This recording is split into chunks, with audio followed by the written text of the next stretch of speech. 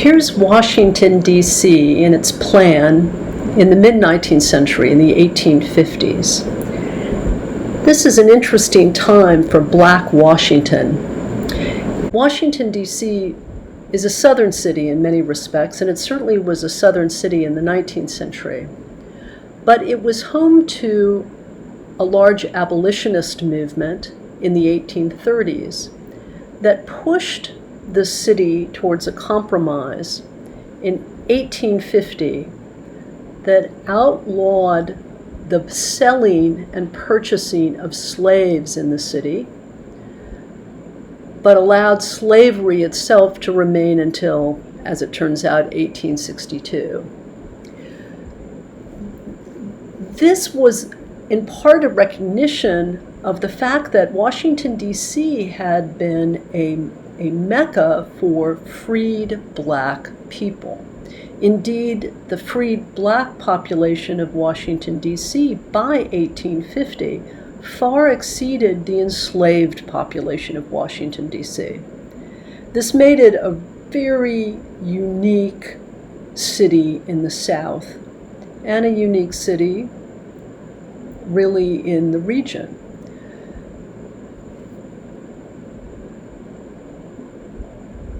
When we talk about the experience of Black people living and working in Washington, D.C., we do need to remember that the legacy leading up to 1850 was a pretty harsh one. Here's the Capitol under construction.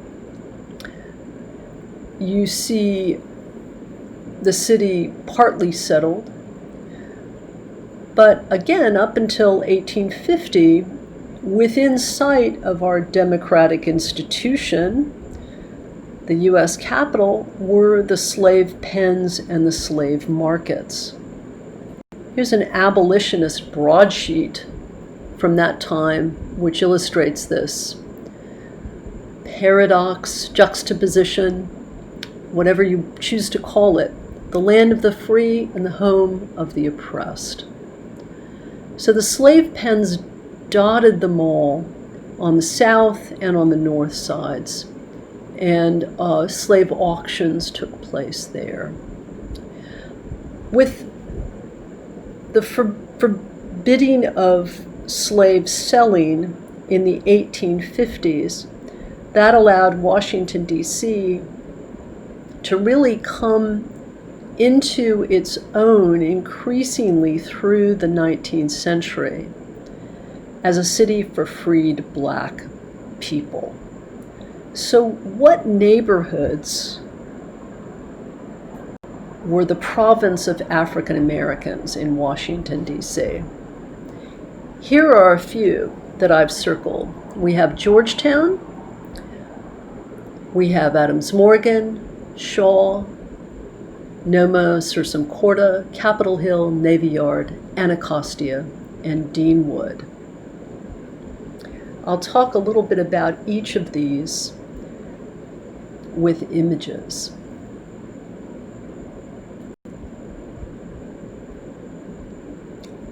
I certainly mentioned Capitol Hill. This was an area which was home to essentially, I won't say an entirely hidden Black population, but there are grand streets and avenues on Capitol Hill. The fronts of those avenues contain houses that are occupied by wealthy people, and in back are alleys. You see pictures here, and these were home neighborhoods to many Black people up through the first part of the 20th century. Washington, D.C. passed in 1934 a Slum Act, which had the effect of causing a number of historic Black residing alleyways to be eliminated. So in this case, it's another example of an improvement regime that ends up not really improving necessarily the lives of people that are living and working there, although the housing was substandard. The question is, what replaced it? Where did these black people go that were displaced? Well, there were other options. One was certainly Georgetown, where there had been a black population living since the 19th century, despite the fact that Georgetown itself was a slave trading place. And as we know now from recent news stories and reporting about it, Georgetown University itself was subsisting off of the wealth that the sale of slaves by its Jesuit fathers brought in. But Georgetown itself, especially in the northern parts around Q and P streets, had a black community well into the 20th century. This was one of the first neighborhoods in Washington, D.C. to be gentrified. When that happened in the 1950s and the Georgetown Act was passed, which historically preserved it, it had the effect of pushing black people out in favor of gentrifiers who came in to restore colonial-era townhouses. What you're seeing here is a couple of gentrified alleyways. These existed in Georgetown as well, and now are considered to be among the most charming places to live there. They were inhabited when they were built, much as the alleys of Capitol Hill were, by servants of the people in the grander houses. Here's Adams Morgan. This is just to the north and a bit west of U Street. I'm including Meridian Hill, or Malcolm X Park as it's known here, and in the map you see it in the center, that green long rectangle. That's home to one of the longest running drum circles that I know of. I think it's been some decades now, that black men primarily, although apparently there are women who now come and drum, although I personally haven't seen them. I've only seen men in the drum circle. This has been running for about 40 years and is a proud tradition of Malcolm X Park. Adams Morgan has a diverse history. When Washington was desegregated in the late 1940s, the neighborhood held on to its relatively diverse population, although people did leave. There was some white flight, but there was a spirit of community where a number of white residents chose to remain. The black residents of the 60s and 70s were activists in Adams Morgan and creating cultural centers for youth run by black architects and professionals, and creating, for example, Walter Pierce Park, which was a black-led initiative. And that diversity allowed the neighborhood and the adjacent Mount Pleasant neighborhood to welcome in even more diverse populations, in this case Latin Americans, Latinx folks from a variety of countries who still reside in and around Adams Morgan. When black Washingtonians were pushed out of, for example, Georgetown, where did they go? The H Street corridor was a place where some ended up. And it is still a corridor where you can see a number of black-owned businesses, although this too is an entrepreneurial corridor in transition. If you take the streetcar down to the eastern end and walk back up, the closer you get to Union Station, the more gentrification you can see. But this has been, for the past few decades, a hub of black business in Washington, D.C. And this is the heart of historic Anacostia, the downtown portion. We're in a neighborhood that has existed since the 19th century, but was largely white until the 1970s. The person who broke the restrictive covenant was Frederick Douglass himself, who, by moving into Cedar Hill, which he purchased from a bankrupt white developer in the 1870s, he integrated Anacostia. What we're seeing here is the big chair. This is an idiosyncratic remnant which has come to symbolize the kind of energy and the interesting character of Anacostia. Anacostia was a really rural place that was developed in the 19th century by white developers for a white working class population working across the river in Navy Yard, and needed housing. So the early developers built wood frame houses that were attached and sold and rented them to white inhabitants. Anacostia at that point in its life was called Uniontown. The person who desegregated Anacostia was Frederick Douglass. He bought Cedar Hill in the last 15 years of his life in 1877, and he lived there until his death in 1893. The site itself is a marvelous one because it has a commanding view of monumental Washington, D.C. At this point in his life, Frederick Douglass was a really famous celebrity. He had been politically active for many, many years since he was a young person. His inspiring story had been published and republished. He was a sought-after speaker, an essayist, the most photographed man in America, or one of the most in the 19th century. So I think it must have been a source of satisfaction to him to be on this promontory, really looking over Washington, D.C., and white Washington, D.C. at that. The middle photos are Chuck Brown on the big chair, the landmark of downtown Anacostia. Just to go back across the river from 1 minute, let's look at Navy Yard. Black Washingtonians have not, nor white Washingtonians have really lived in Navy Yard until recently. This is a recently built place on the old industrial site.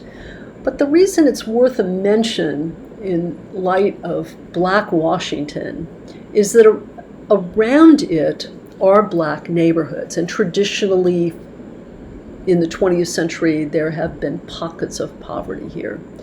So this new development of the industrial site includes these fabulous new parks like Yards Park, Canal Park, the ball stadium, the soccer stadium, and now the wharf, which is on Washington Channel.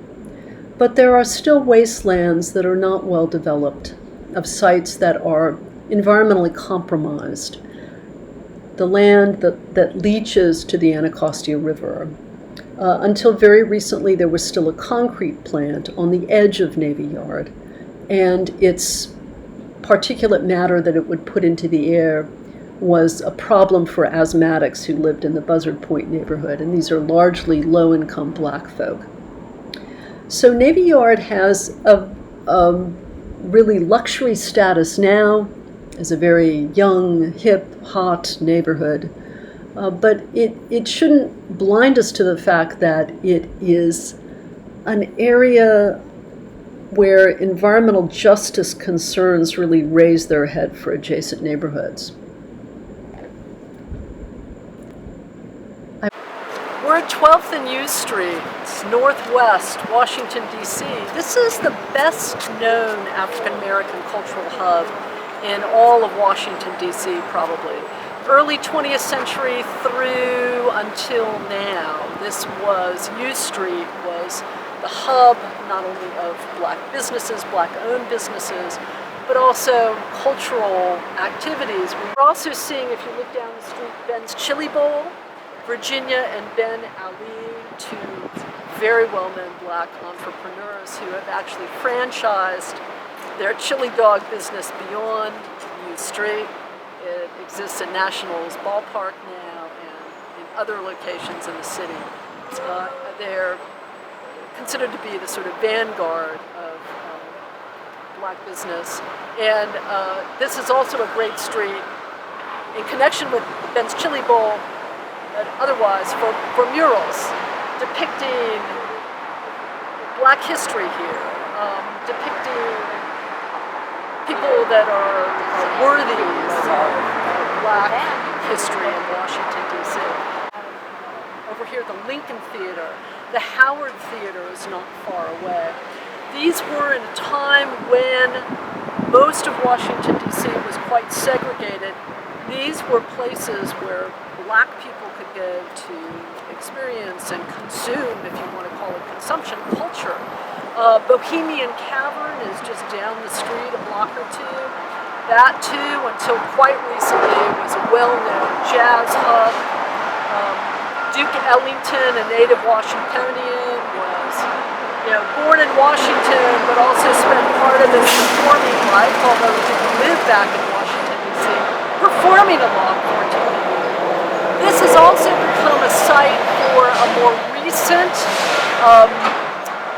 D.C. musical movement, which is go-go, which really evolved out of funk and jazz, and this has become a place known for that attachment as well.